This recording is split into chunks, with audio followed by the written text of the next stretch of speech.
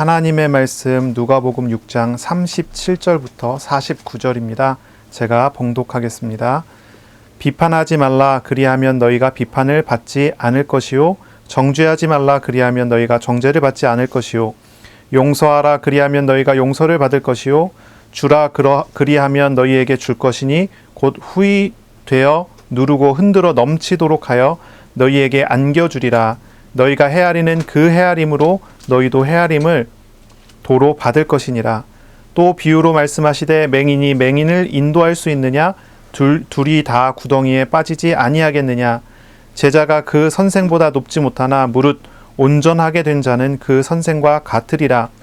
어찌하여 형제의 눈 속에 있는 티는 보고 내 눈 속에 있는 들보는 깨닫지 못하느냐? 너는 내 눈 속에 있는 들보를 보지 못하면서 어찌하여 형제에게 말하기를 형제여 나로 내 눈 속에 있는 티를 빼게 하라 할 수 있느냐? 외식하는 자여 먼저 내 눈 속에서 들보를 빼라. 그 후에야 내가 밝히 보고 형제의 눈 속에 있는 티를 빼리라. 못된 열매를 맺는 좋은 나무가 없고 또 좋은 열매를 맺는 못된 나무가 없느니라. 나무는 각각 그 열매로 아나니 가시나무에서 무화과를 또는 찔레에서 포도를 따지 못하느니라. 선한 사람은 마음에 쌓은 선에서 선을 내고 악한 자는 그 쌓은 악에서 악을 내나니 이는 마음에 가득한 것을 입으로 말함이니라. 너희는 나를 불러 주여 주여 하면서도 어찌하여 내가 말하는 것을 행하지 아니하느냐. 내게 나와 내 말을 듣고 행하는 자마다 누구와 같을 것은 너희에게 보이리라. 집을 짓되 깊이 파고 주추를 반석 위에 놓은 사람과 같으니 큰 물이 나서 탕류가 그 집에 부딪히되 잘 지었기 때문에 능히 요동하지 못하게 하였거니와 듣고 행하지 아니하는 자는 주추 없이 흙 위에 집 지은 사람과 같으니 탕류가 부딪힘에 집이 곧 무너져 파괴됨이 심하니라 하시니라. 아멘. 오늘 말씀은 누가복음 6장 37절부터 49절입니다.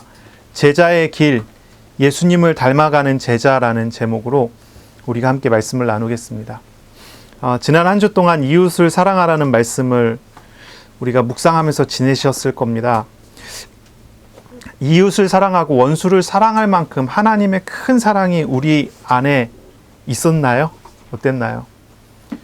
이번 한 주간도 이웃을 사랑할 만큼 하나님의 큰 사랑이 우리의 마음과 우리의 생각과 우리의 가정과 우리의 삶의 자리에 충만하기를 바랍니다. 아멘. 오늘의 말씀, 이 말씀의 목적은 제자들이 좋은 열매를 맺는 나무가 되기를 원하시는 것입니다. 또한 제자들이 홍수가 나도 흔들리지 않는 아주 견고한 집을 짓기를, 그런 삶을, 생활을 만들어 가기를 하나님께서, 예수님께서 원하셔서 말씀하시는 것입니다.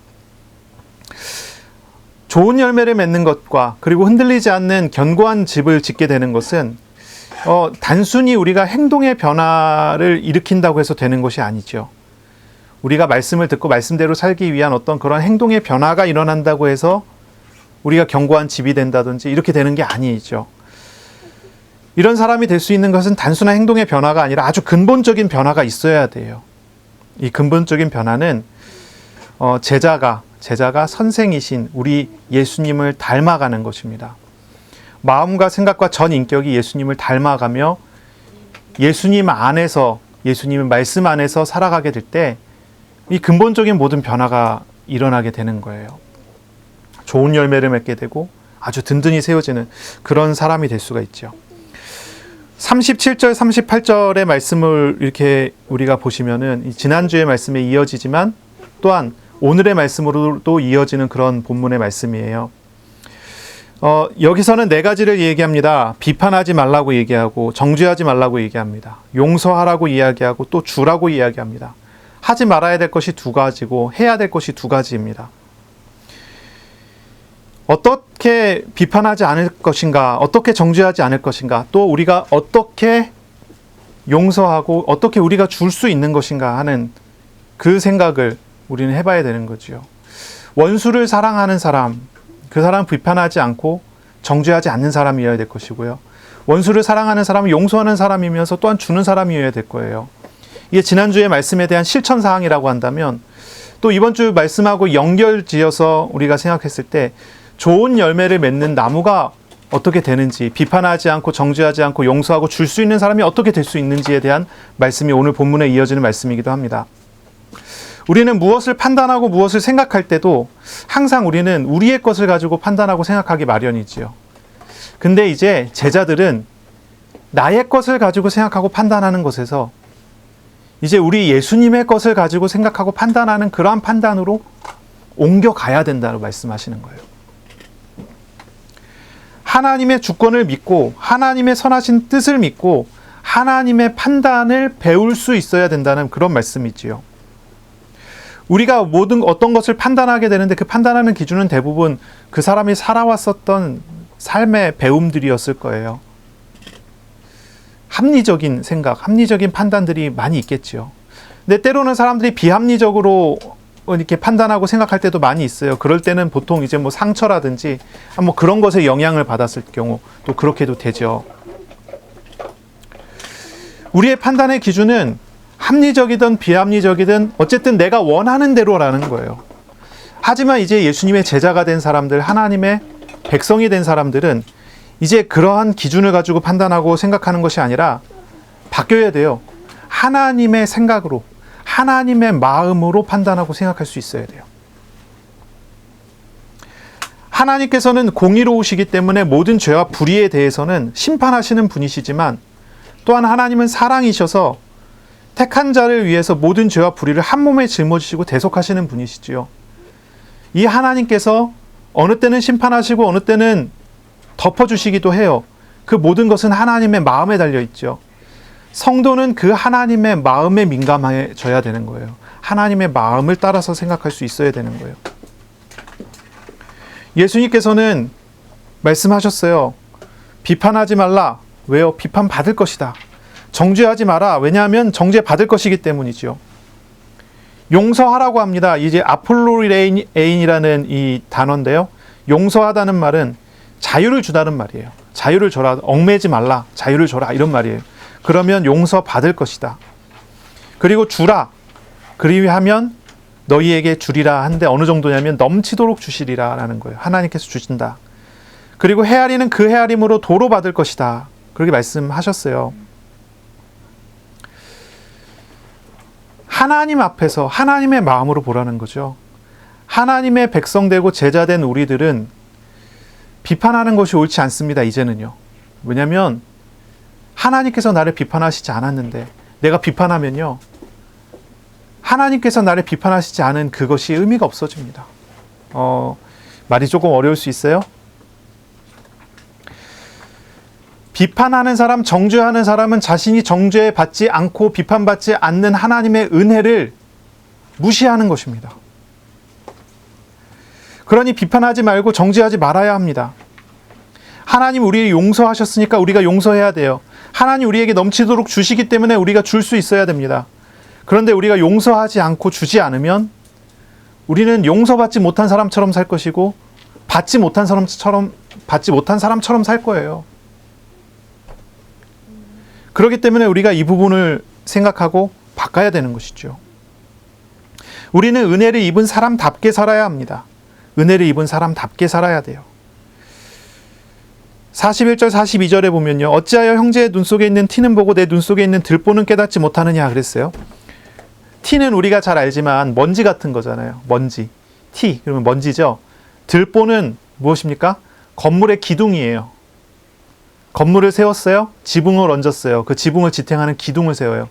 이 기둥은 얇을 수가 없죠. 두꺼울 수밖에 없죠. 거대한 그리고 굉장히 견고한 그런 기둥이에요. 통나무 기둥 같은 걸로 만들겠죠. 그 당시에는요. 하나님께서 이제 예수님께서 말씀하신 거예요. 형제의 눈 속에는 티가 있고요. 우리 눈에는 들보가 있어요. 엄청난 큰 그게 있어요. 너는 너의 눈 속에 있는 들보는 보지 못하면서 어찌하여 형제에게 말하기를 형제여 내 눈 속에 있는 티를 빼게 하라 할 수 있느냐. 이렇게 말씀하세요. 비판하지 말라고 한 것은 원래 우리는 비판받아야 되는 사람인데 큰 비판을 받아야 되는 사람인데 비판받지 않고 용서받았기 때문이거든요. 정죄하지 말라는 얘기는 우리는 큰 죄를 가지고 있어서 정죄받아야 되는 사람인데 용서를 받았기 때문이거든요. 우리 예수님은 이야기하시는 거예요. 말씀하시는 거예요. 우리는 어떻게 판단하고 어떻게 평가해야 됩니까? 죄 없는 사람이 죄인들을 정죄할 수 있습니다. 그렇죠? 하지만 죄인이 또 다른 죄인을 정죄하는 것은 그 사람을 정죄하는 게 아니라 사실은 나를 정죄하는 것과 다르지 않단 말이에요. 예수님께서 제자들에게 바로 이러한 사실을 가르치시는 것입니다. 성도가 하나님의 은혜를 받았습니다. 하나님께서는 성도의 죄를 정죄하시지 않고 그 죄를 짊어지시고 십자가에서 대속하셨어요. 그런데 성도가 다른 사람의 죄를 정죄할 자격이 있습니까? 없다는 것이지요. 비판하거나 정죄하지 말아야 됩니다. 그것은 자기의 얼굴에 침을 뱉는 격이에요. 자기 자신을 정죄하는 것과 다르지 않아요. 분명히 용서를 받았지만 용서받지 못한 사람처럼 살 수밖에 없는 그런 사람이 돼버리고 마는 것이에요. 우리는 비판하는 사람이 되지 말고 분별하는 사람이 돼야 돼요. 비판하지 말아야 되고 판단하지 말아야 되고 평가하지 말아야 돼요. 우리는 단지 분별하는 사람이어야 해요. 무엇이 죄인지 무엇이 불의인지를 알아야 우리가 언제나 바른 길로 나아갈 수 있어요. 그런 의미에서 우리는 분별하는 거예요. 판단하고 비판하고 정죄하는 것은 우리의 일이 아니에요. 하나님께서 다 맡으신 일이죠. 그러니 이 말씀을 잘 이해하시기 바랍니다. 비판하지 말라고 그랬어요. 정죄하지 말라고 그랬어요. 왜냐하면 우리가 큰 은혜를 받은 사람이기 때문이에요. 그렇게 될 비판하고 정죄할 만한 사람이 아니에요. 제자들은 예수님으로부터 용서받은 사람이고요. 큰 사랑을 받은 사람이고 많은 것을 얻은 사람이에요. 바로 그러한 제자는 용서받은 사람처럼 살아야 돼요. 많은 것을 얻은 사람처럼 살아야 돼요. 비판받지 않고 정죄받지 않은 사람처럼 살아야 돼요. 그것의 가장 빠른 길이 다른 사람을 비판하지 않고 정죄하지 않고 용서하고 주는 것이에요. 그러면 우리는 그보다 더 큰 은혜들을 누리는 사람으로 살 수가 있게 되는 것이죠.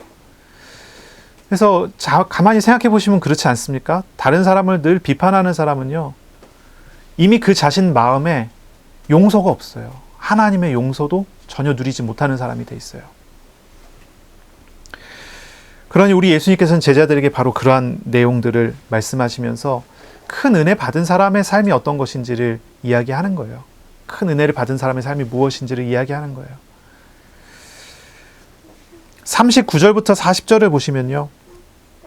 또 비유로 말씀하시되 맹인이 맹인을 인도할 수 있느냐? 둘 다 구덩이에 빠지지 아니하겠느냐? 제자가 그 선생보다 높지 못하나 무릇 온전하게 된 자는 그 선생과 같으니라 그랬어요. 맹인이 맹인을 인도하면 둘 다 구덩이에 빠져요. 맹인이 맹인을 인도하면. 구덩이에 빠지는 것은 인도자가 앞을 보지 못하기 때문이지요. 인도자가 앞을 보지 못하기 때문이에요. 자, 이 맹인은 누굴까요?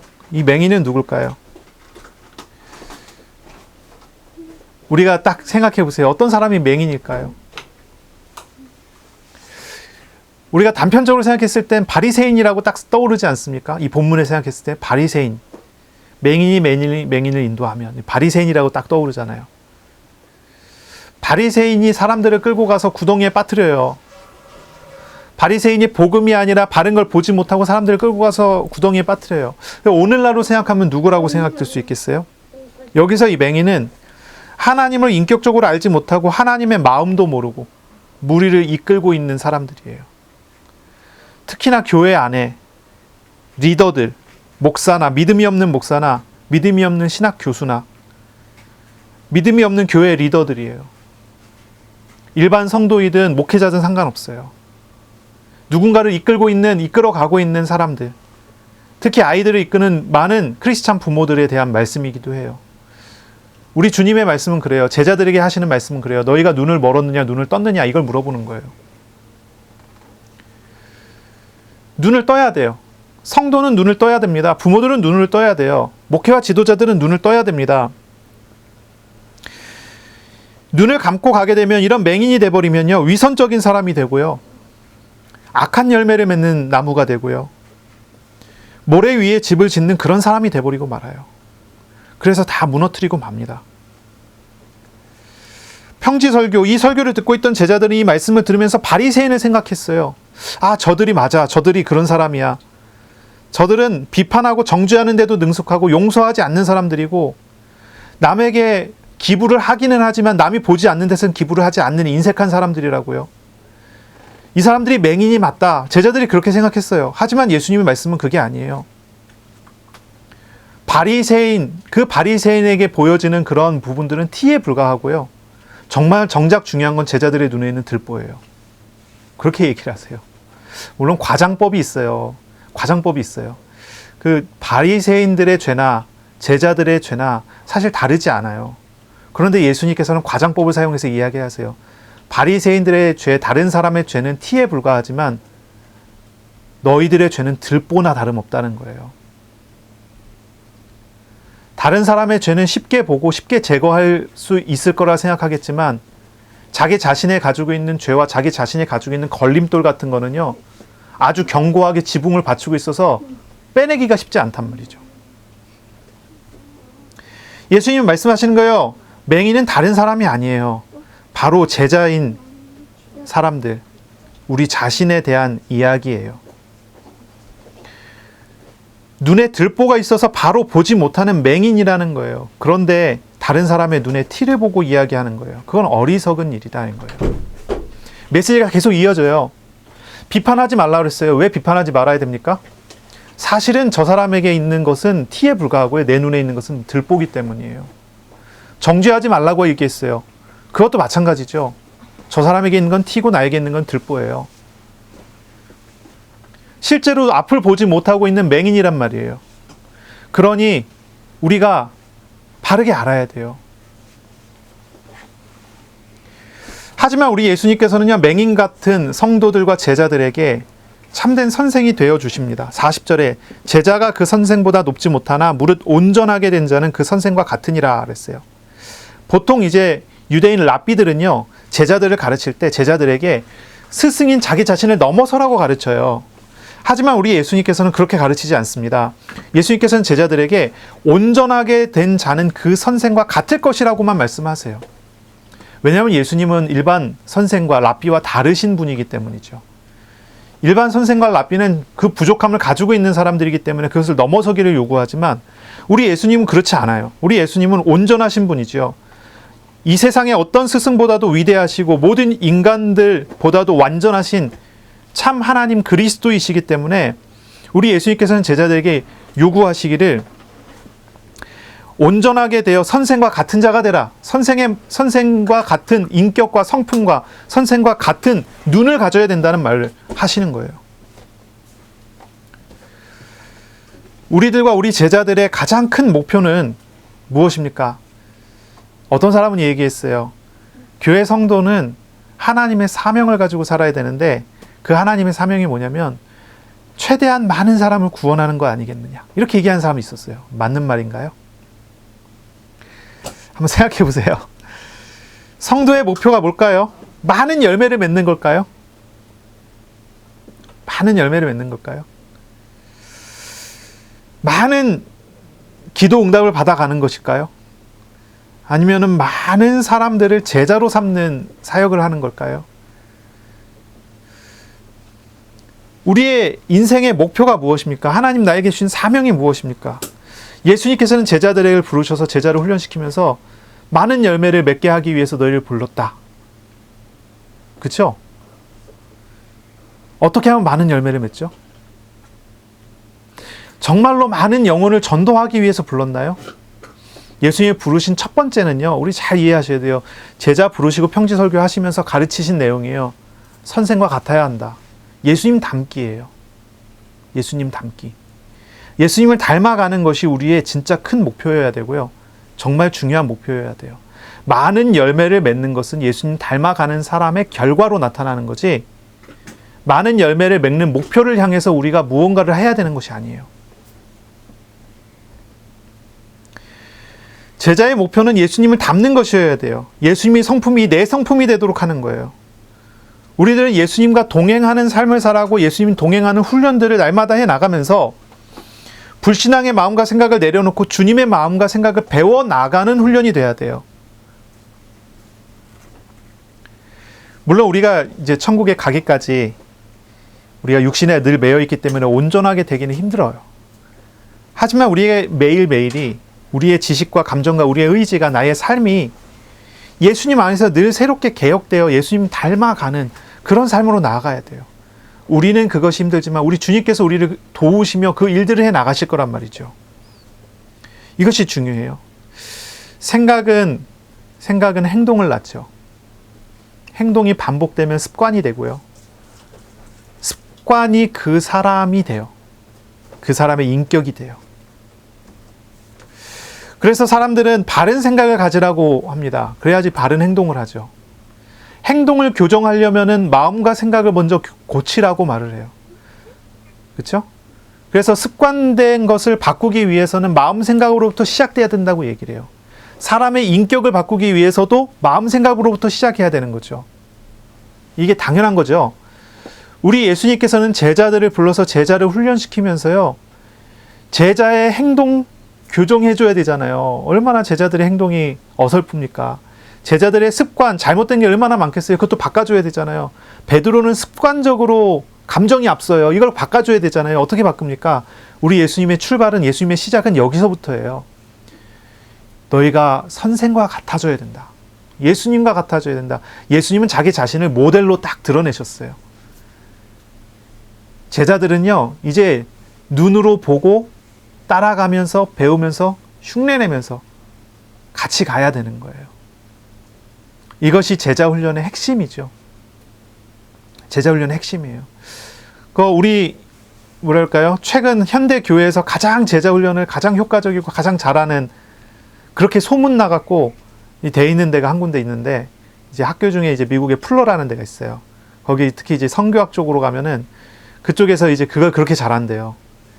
교수님이 이제 막 입학한 사람을 불러서 그거부터 가르치는 거예요. 제자가 될 것이냐. 그러면 그 다음부터는 나만 믿고 나만 따라와라. 뭐든지 다 흉내내도록 하는 거예요. 뭐든지 다 따라하도록 만드는 거예요. 그냥 그 교수님의 복사를 해버리는 거죠. 근데 문제는 뭐냐면, 정말 문제는 뭐냐면,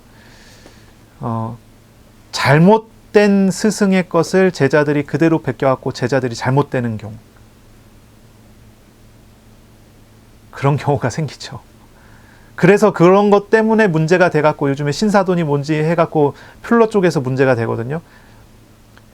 그쪽에서 훈련받아온 사람들은요, 같은 사상을 다 가지고 있어요.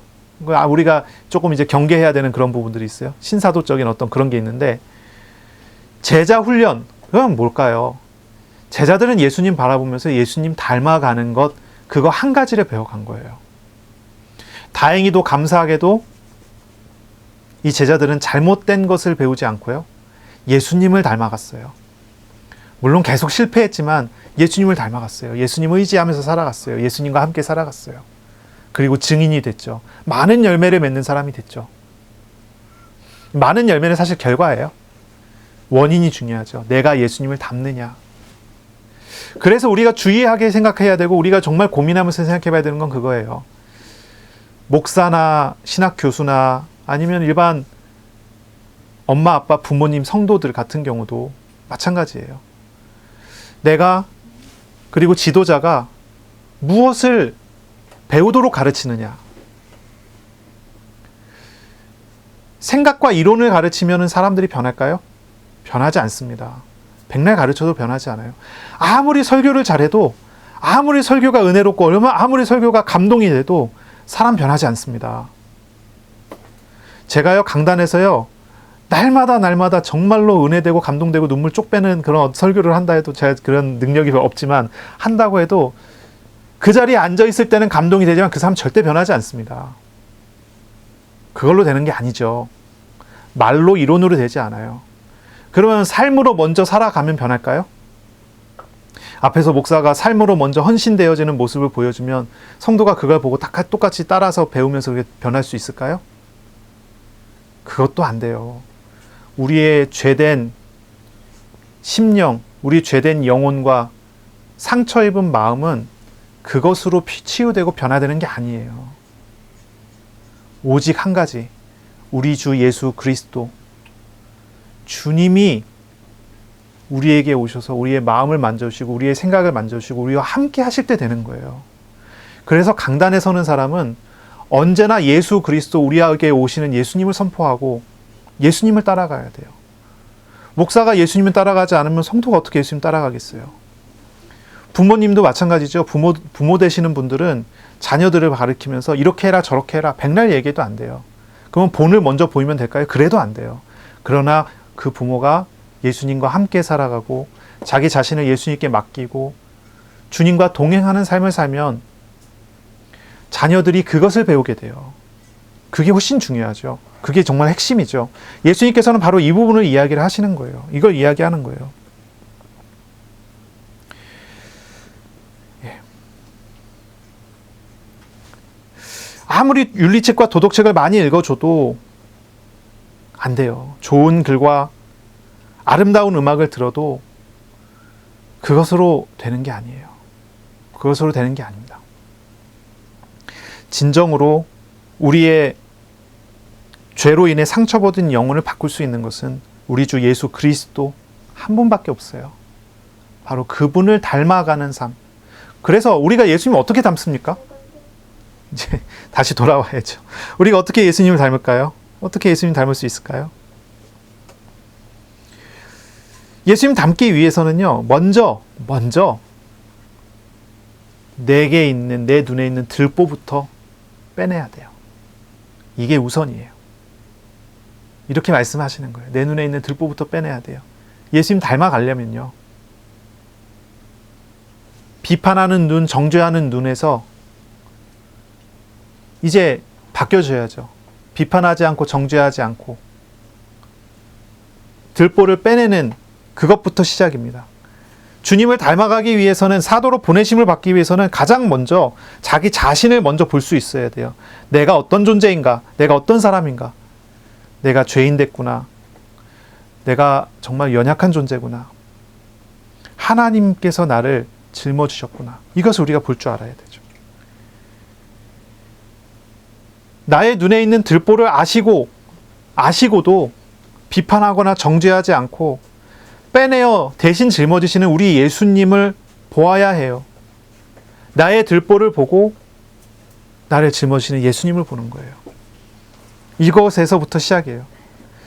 나를 고통과 상처에서 구원하시기 위한 우리 예수님의 상처, 못자국과 창자국, 우리 예수님의 십자가를 우리의 마음에 두는 것입니다. 나의 아픔을 아시고 한 몸에 그 아픔을 짊어지신 주님의 마음을 배워가기 시작하는 거죠. 그때부터 시작입니다. 그렇게 될 때 우리는 이웃에게도 선한 영향력을 줄 수 있고 이웃의 눈에 있는 티도 빼내줄 수 있는 거죠. 그런데 우리가 주님의 마음도 모르고 주님과 단절돼 있으면, 우리 눈에 있는 들보도 보지 않고 있으면 그러면은 나조차 이 구덩이로 향해 가는 그 길에서 빠져나올 길이 없는 거죠. 더 말씀을 하십니다. 43절부터 44절까지 보면 못된 열매 맺는 좋은 나무가 없고 또 좋은 열매 맺는 못된 나무가 없느니라. 나무는 각각 그 열매로 아나니 가시나무에서 무화과를, 찔레에서 포도를 따지 못하느니라 그랬어요. 아주 요절이 나오죠. 45절에 선한 사람은 마음에 쌓은 선에서 선을 내고 악한 자는 그 쌓은 악에서 악을 내나니 이는 마음에 가득한 것을 입으로 말함이니라. 결국은 뭘 얘기하냐면 사람의 마음이 어떠냐는 거예요. 우리 마음밭이 어떤 밭입니까? 우리 마음이라는 나무가 좋은 나무일 수 있고 못된 나무일 수 있어요. 좋은 나무입니까? 못된 나무입니까? 못된 나무라면요, 찍어서 던져야죠. 좋은 나무라면 잘 키워야죠. 열매를 보면 그 나무가 어떤 나무인 줄 알 수 있다고 했어요. 비판하는 나무, 비판을 열매로 맺는 나무, 정죄를 열매로 맺는 나무가 있어요. 반대로 용서를 열매로 맺고 나눠주는 나눔의 나무가 있어요. 어떤 나무이십니까? 어떤 나무이십니까? 열매를 보면 그 나무를 알 수 있어요. 정욕과 탐심에, 우상에 사로잡혀 있는 그 사람은요, 그 마음이 육신적인 것입니다. 그렇기 때문에 정욕과 탐심이 열매로 맺는 거죠. 이런 사람은 어떻게 해야 됩니까? 마음을 돌이켜 회개하고 예수님께 나가야 합니다. 우리의 죄와 연약함을 짊어지시는 예수님께 나아가야 합니다. 우리를 구원하시는 예수님께 나아가야 돼요. 그리고 그 마음을 십자가에 못 박아버려야 합니다. 그리고 예수님과 함께 있어야 되죠. 우리의 연약함을 짊어지고 우리에게 구원과 생명 선하시는 뜻을 이루시는 하나님, 그 하나님과 연합되어지는 사람, 그 사람은 좋은 열매를 맺는 나무가 되죠. 좋은 열매를 맺어요. 하나님과 동행하는 사람이 좋은 열매를 맺습니다. 요셉이 그랬잖아요. 요셉이 그랬어요. 노예로 팔려갔지만 하나님과 동행하니까 좋은 열매를 맺어요. 사무엘이 그랬습니다. 여호와 하나님이 사무엘과 함께 하셨어요. 사무엘이 하는 말이 하나도 땅에 떨어지지 않습니다. 좋은 열매를 맺습니다. 다윗이 그랬습니다. 하나님의 신에 이같이 감동된 사람이 없었다는 평가를 받았어요. 그게 나타나고 증거될 만큼, 주변 사람들이 다 알 만큼 하나님께서 함께 하시는 증거, 좋은 열매들이 맺어졌습니다. 나무 하면 우리가 딱 떠오르는 성경 있죠. 요한복음 15장. 나는 포도나무요 너희는 가지니 라는 말씀이에요. 예수님께서 포도나무시고 우리가 가지예요. 우리가 예수님께 붙어 있기만 하면 좋은 열매를 맺어요. 우리 마음에 나쁜 것은 찍어내버리고 우리 마음에 오시는 우리 예수님께 붙어서 우리가 좋은 나무로 자라나야 해요. 우리는 붙어 있기만 하면 좋은 열매를 맺을 수밖에 없습니다. 우리가 맺어야 되는 열매들이 있어요. 어떤 열매를 맺어야 될까요? 우리가 예수님 닮아가면요, 분명히 응답이 오거든요. 어떤 응답일까요? 여러 가지가 있겠지만, 가장 중요한 것은요, 우리가 예수님을 닮아가면 예수님의 성품이 우리의 삶에 맺어져야 돼요. 성령의 열매가 우리 가운데 있어야 돼요. 갈라디아서 5장 22절, 23절이죠. 성령의 9가지 열매가 나와요. 우리가 잘 아시죠? 성령의 열매는 무엇입니까? 사랑과 희락과 화평과 오래 참음과 자비와 양성과 충성과 온유와 절제라고 그랬어요. 자, 이 9가지가 있습니다. 다시 한번 읽어볼게요. 사랑. 여러분, 사랑이 여러분에게 일어납니까? 사랑이 있습니까? 여러분, 사랑꾼이십니까? 우리 하연이 사랑이 많니? 응? 많아요. 자, 그러면 이거 해야 되겠다. 우리 하연이는 오래 참음, 인내가 있니? 하준이가 고개를 절레절레 흔들었어요. 자, 우리 하윤이는 온유가 있니? 아니에요. 왜 없지 자꾸? 자, 우리 아이들한테만 물어봅니다. 우리 하준이는 화평이 있니? 화평. 화평. 하준이가 딱 하면 싸우던 사람도 다 화해하고 다 화평해져. 화평이 있니? 아니요. 네. 아마 없을 거예요. 이 9가지 열매 없을 거예요, 아마. 아마 다 없을 거예요. 여기도 이 사랑도요, 그냥 일반적인 사랑이 아니잖아요. 하나님의 사랑. 그렇죠? 우리가 예수님과 연합하여 예수님과 함께하고 예수님을 마음에 모시고 예수님의 마음을 내 마음으로, 그래서 내가 예수님 닮아가면요, 절대로 얻을 수 없을 것 같고 될 수 없을 것 같은 이 9가지의 열매들이 성품으로 나에게 맺어져요.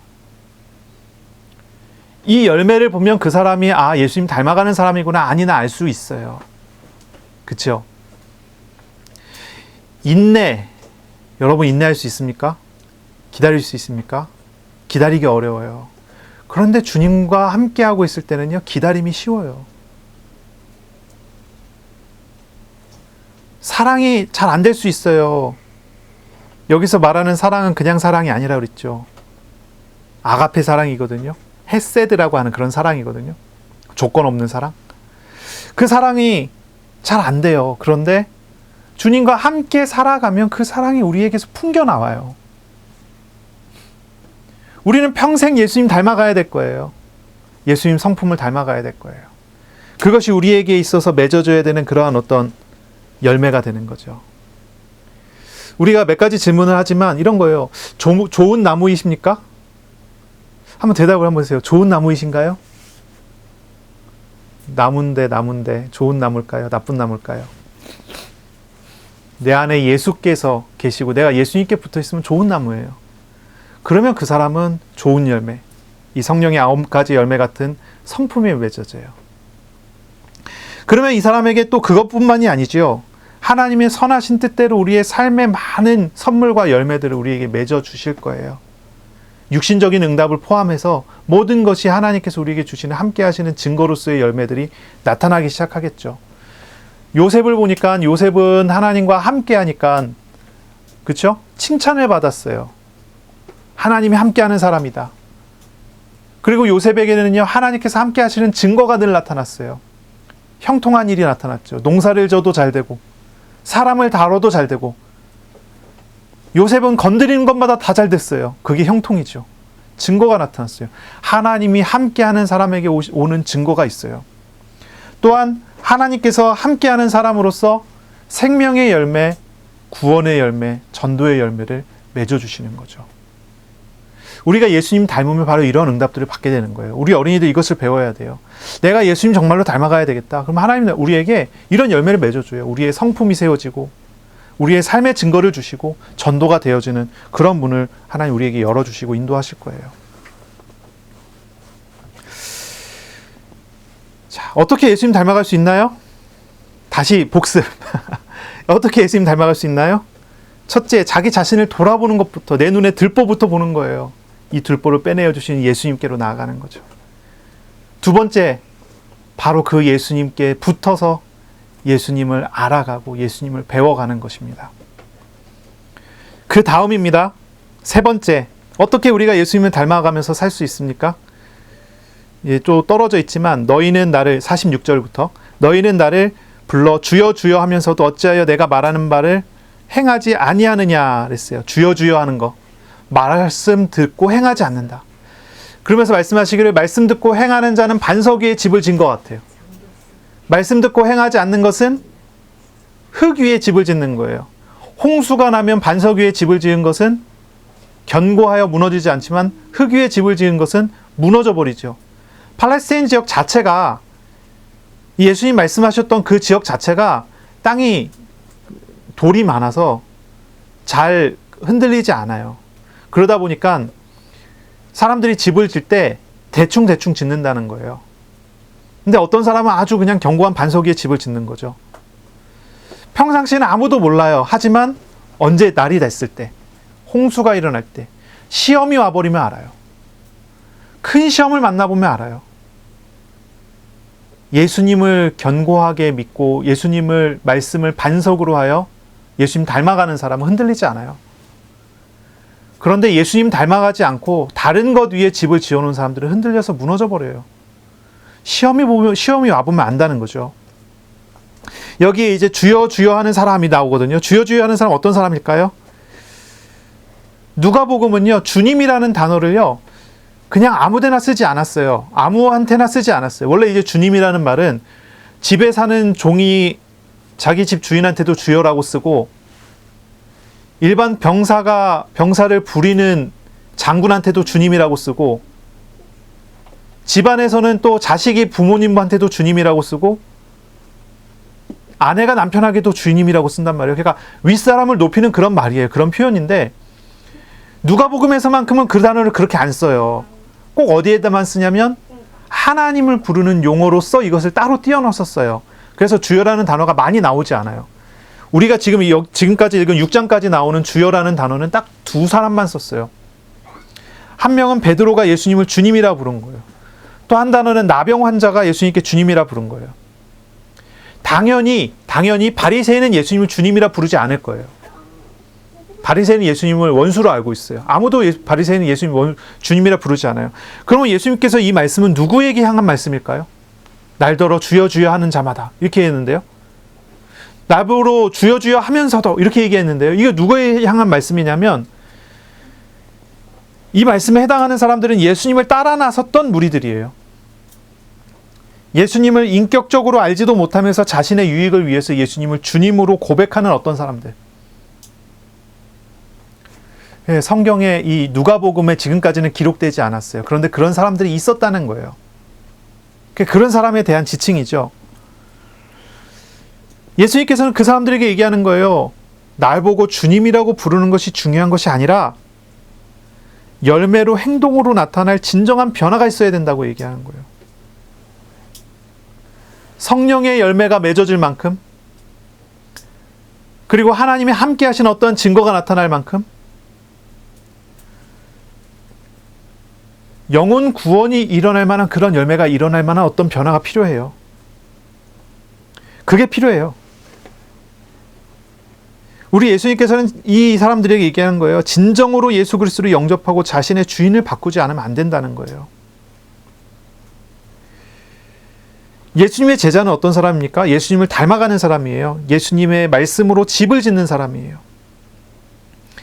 이런 사람은 흔들리지 않아요. 그냥 말씀을 따르는 것이 아니에요. 그냥 말씀을 실천하는 게 아니에요. 말씀에서 원수를 사랑하라 그랬으니까 이제 나가갖고 이제 말씀을 실천해야 되잖아요. 나에게 정말 상처를 줬던 그 사람에게 용기 있게 나가서 내가 당신을 용서하겠습니다 이렇게 얘기하는 게 아니란 말이에요. 그게 말씀을 실천하는 게 아니에요.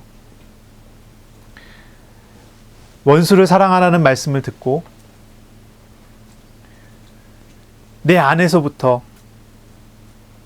나를 용서하시는 예수님 때문에 그 사람이 용서가 되는 실천, 그걸 요구하시는 거예요. 우리가 겉으로 노력하고 애써서 바꿀 수 있는 그런 게 아니고 우리의 영혼 깊숙한 곳에 상처 입은 부분, 그 부분을 치료하시고 바꿔주시는 하나님의 은혜가 말씀 안에 있어요. 그 은혜를 누리는 실천, 그래서 되어지는 실천이고 그래서 도전할 수 있는 그런 실천이에요. 그것을 요구하시는 거예요. 그것을 요구하는 거예요. 예수님의 제자는 바로 예수님을 이렇게 닮아가고 예수님과 연합하고 예수님의 말씀으로 사는 사람이에요.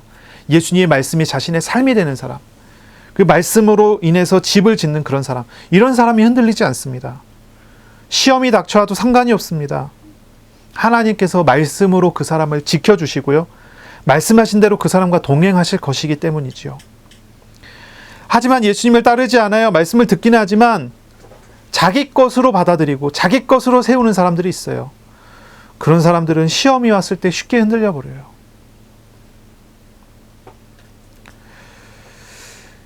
정말 그렇습니다. 우리는 예수님을 닮아가야 돼요. 예수님을 알아가야 돼요. 예수님하고 친밀한 교제가 우리 가운데 일어나야 돼요. 우리 마음에 오시는 예수님 안에서 발견되어야 돼요. 자꾸 사람들은요, 마음의 상처를 자꾸 덮어버리려고 한단 말이죠. 덮어버려요. 예전에 이런 일이 있었는데 어떤 사람이 너무 상처가 많은 사람이 있어요. 이 사람은요, 늘 이제 기도를 해요. 기도하는 거예요. 자기가 상처가 있으니까 기도를 하는 거예요. 너무 그 상처가 건드림 받으면 너무 아프니까 하나님 앞에 막 기도하는 거예요. 울면서 기도하는 거예요. 자기가 너무 이렇게 상처 때문에 고통스러울 때 기도하고 나면, 울고 불고 기도하고 나면 마음이 후련해진단 말이에요. 그럼 하나님께서 나를 만져주셨어, 하나님께서 나를 도와주셨어, 감사합니다 하고 일어나요. 그런데 얼마 또 되지 않아서 또 그 상처가 또 건드림을 받아요. 그럼 얼른 가갖고 또 막 기도한단 말이에요. 하나님께 막 매달려서 기도해요.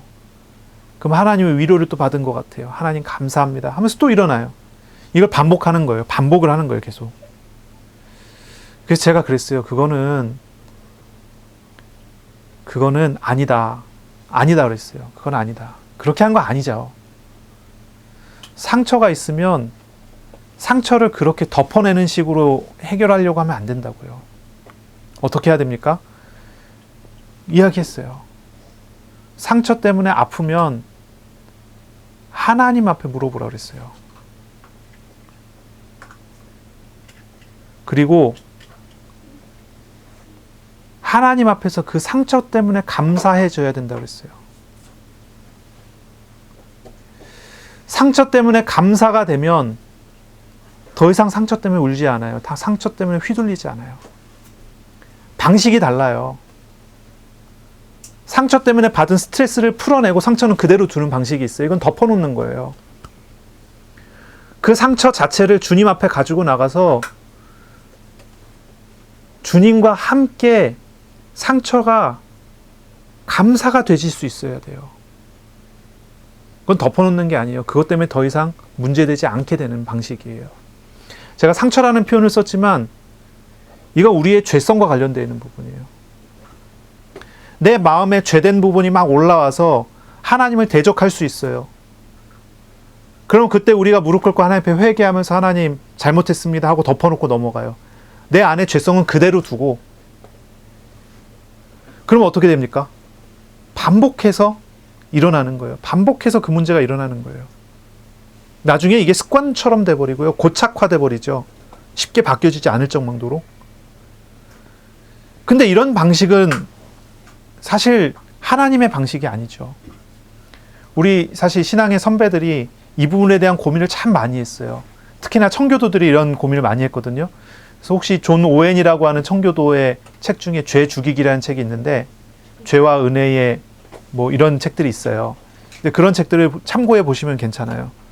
뭘 얘기하냐면 우리 안에 있는 죄성을 덮어버리는 식으로 해결하지 말고요. 죄를 죽여야 돼요. 죄 죽이기. 그게 목적이에요. 그게 목표죠. 죄를 죽여버리는 거예요. 죄가 내 안에 늘 있지만 나에게 영향 미치지 못하도록 만들어버리는 거예요. 내가 은혜 안에 있다는 사실을 알고 죄와 은혜가 나에게 공존하고 있지만 나를 주관하시고 인도하시는 하나님의 주권 앞에서 서서 나가는 거예요. 사도 바울의 고백을 생각해 보시면 돼요. 자기 안에 죄가 발견됐어요. 너무 괴로웠어요. 이거 이제 조금 우리 현대 표현으로 조금 바꾸면 내 안에 죄를 짓게 만드는 깊은 상처가 발견됐어요. 그러니 이게 너무 고통스럽고 괴로운 거예요. 그래서 바울이 생명건 기도를 여러 번은 3번을 해요. 하나님 이것을 나에게 고쳐주시든지 차라리 데려가시든지 하나님 나를 어떻게 해주십시오. 나 도저히 견디지 못하겠습니다. 내가 이것 때문에 도저히 못 살겠습니다. 하나님. 죄를 짓게 만드는 상처가 있다니까요. 이걸 어떻게 해야 됩니까? 덮어내는 식으로 해결이 안 돼요. 그런데 어느 날 하나님께서 바울에게 큰 은혜를 내려주시니까요. 바울이 깨닫게 되니까요. 달라져요. 나에게 있는 그것이, 나에게 있는 그 상처가, 그 시험이, 사단의 가시가 하나님의 은혜의 통로가 되어버려요. 감사의 제목이 되어버려요. 감사합니다가 되는 거예요. 그 다음부터 이 사람은 뭐라고 얘기하면 내가 약한 것을 자랑할 수 있게 됐다예요. 로마서에서는 뭐라고 얘기합니까? 로마서에서는 사도 바울이 얘기해요. 자신의 죄. 오호라 나는 공고한 자로다. 로마서 7장 15절부터 쭉 보면요. 오호라 나는 공고한 자로다. 누가 나를 이 사망의 몸에서 건져내느냐. 내 안에는 두 마음이 있어요. 죄의 마음이 있고요. 의의 마음이 있어요. 나는 자꾸 의로 가기를 원하는데 나를 자꾸 얽매는 이 죄가 어떻게 버려지질 않는 거예요. 그러니 고백하기를 나는 공고한 사람이래요. 이 사망의 몸에서 내가 건져냄을 받을 길이 없다는 거예요. 그러나 그리스도 예수 안에 있는 생명의 성령의 법으로 말미암아 죄와 사망의 법에서 내가 해방받았음을 깨달았단 말이죠. 그러면서 뭐라고 얘기합니까? 이렇게 얘기해요. 로마서 8장 3절에 내가 육신이 연약하여 할 수 없는 그것을 하나님은 하시나니. 오히려 내 연약한 그것이 하나님 앞에서 로마서 8장 26절, 28절까지 가면요. 성령께서 말할 수 없는 탄식하며 나를 도우시고 내가 가지고 있는 죄가, 내가 가지고 있는 연약함이, 내가 가지고 있는 그 죄를 불러일으키는 깊은 상처가 합력하여 선을 이루는 하나님의 도구가 되어버렸어요. 놀라운 비밀을 이야기하거든요. 놀라운 비밀을 얘기해요. 우리가 죄와 상처를 덮어놓고서 더 나빠지지 않는 식으로 해결하는 것은 하나님의 방식은 아니에요. 하나님의 방식은 우리가 가지고 있는 죄와 상처의 모든 것을 단번에 짊어지셔서 십자가에 못 박으시는 거예요. 그리고 말씀하시기를 나와 함께 하자라고 말씀하시는 거예요. 우리가 주님과 연합하여 주님과 함께 하면 돼요. 우리에게 있는 상처된 부분과 잘못된 부분까지도 우리 주님께서는 함께 하시며 선하신 뜻대로 그것을 만들어 가시고 바꿔 가실 것입니다. 그것을 보면서 나아가는 것이 우리가 가야 되는 길이 되는 거예요. 제가 이런 말을 했어요. 그래서 이제 그분한테 한 말이 아주 직설적으로 얘기했어요. 굉장히 상처를 많이 받았을지는 모르겠지만 아주 직설적으로 얘기했어요. 뭐라고 얘기했냐면, 당신이 상처받은 그 일은, 좀 미안한 말이지만, 하나님이 당신을 사랑하셔서 당신에게 행하신 하나님의 방식이다 그랬어요. 근데 이 말을 듣고 그분이요, 굉장히 견디기 힘들어 하더라고요. 굉장히 견디기 힘들어요. 그건 아니라고, 그건 아닌 것 같다 그러는 거예요. 하나님이 나한테 이렇게 상처를 줄 수 있나? 그건 아닌 것 같다. 하나님이 당신에게 그 상처를 주려고 준 게 아니라, 당신은 그 상처를 받을 수밖에 없는 상태인데 하나님께서 그런 방식으로 당신을 보호하신 거라고. 못 견뎌해요. 한번 하나님 앞에서 이것을 가지고 정말로 기도해 보라고. 딱 2주 정도 시간이 걸렸어요. 2주가 돌아온 다음에 그분이 그 얘기를 하더라고요. 그게 나에게 감사가 됐다. 상처가 하나님 앞에 감사 제목으로 바뀌었다. 그 다음부터 그분은 그 상처를 가지고 울고불고 스트레스 풀러 기도하러 안 나가더라고요. 이게 참 중요한 이야기거든요. 내가 하나님 앞에서 예수님 닮는다는 게 어떤 의미냐는 거예요.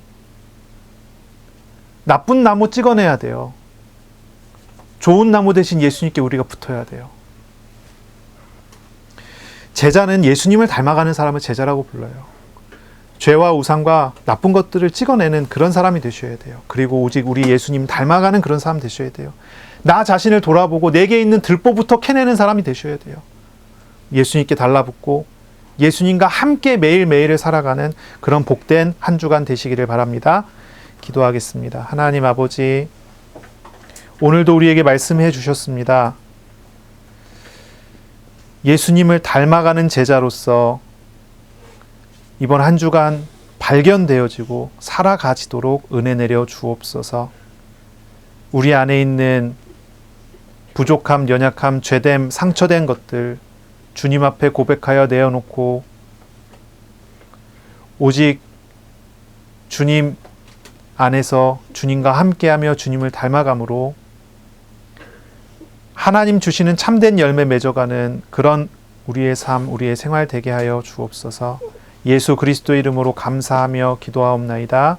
아멘. 우리 구주 예수 그리스도의 은혜와 하나님의 사랑하심과 성령의 교통하심이 이제로 영원까지 항상 함께 있을지어다. 아멘.